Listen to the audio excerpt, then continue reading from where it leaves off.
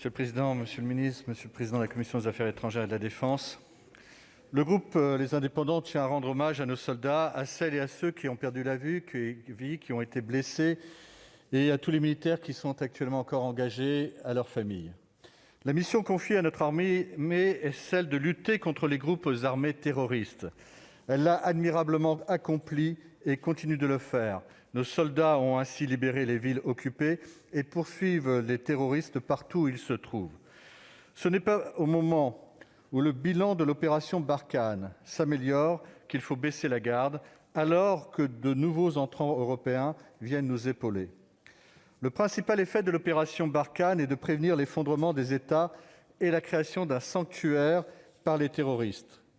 Tout retrait donnerait satisfaction aux activistes qui sont par nature nos ennemis. Ne nous y trompons pas. Les armées locales sont encore loin d'être en mesure de lutter seules contre ces groupes.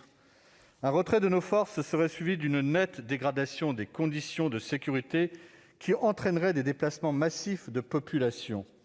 Au cœur du Sahel, contrairement à la désinformation des réseaux sociaux, la population malienne, dans une très forte majorité, aspire au maintien de la présence militaire française. Notre pays peut s'enorgueillir de son action. Le sacrifice de nos soldats pour une juste cause n'est pas vain. La tâche est considérable.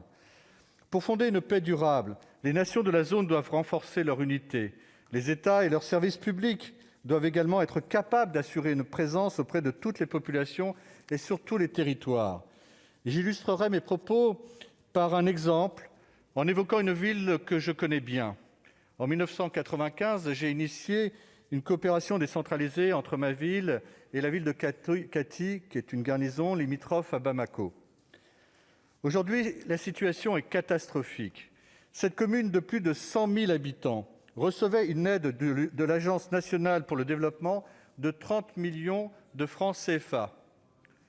Et bien maintenant, elle ne reçoit plus que 9 millions. Est-ce que vous connaissez beaucoup de villes pauvres qui pourraient supporter une baisse de 70% de son budget? Les agents territoriaux ne sont plus rémunérés. À Bamako, il est de plus en plus difficile de circuler. La misère se développe par manque de travail et de ressources alimentaires, mais aussi par l'arrivée de déplacés fuyant les zones dangereuses. Nos amis maliens souffrent sur le plan économique, touristique, sécuritaire, politique. Sur le plan économique, les partenaires d'hier commençaient à manquer fortement. Les aidants sont de plus en plus rares. Sur le plan touristique, les villes de Ségou, de Mopti, qui connaissaient un flux régulier de touristes, ont perdu une ressource précieuse. Et sur le plan sécuritaire, bien sûr, dans les zones les plus exposées au terrorisme, des milliers d'écoles sont fermées. Depuis 5 ans, il en est ainsi, vous le savez comme moi, au Burkina Faso, au Mali et dans bien d'autres endroits. Cette situation est extrêmement grave car c'est le terreau qui nourrit l'effervescence radicale terroriste.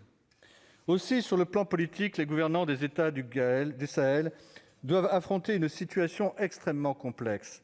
Les écoles doivent réouvrir.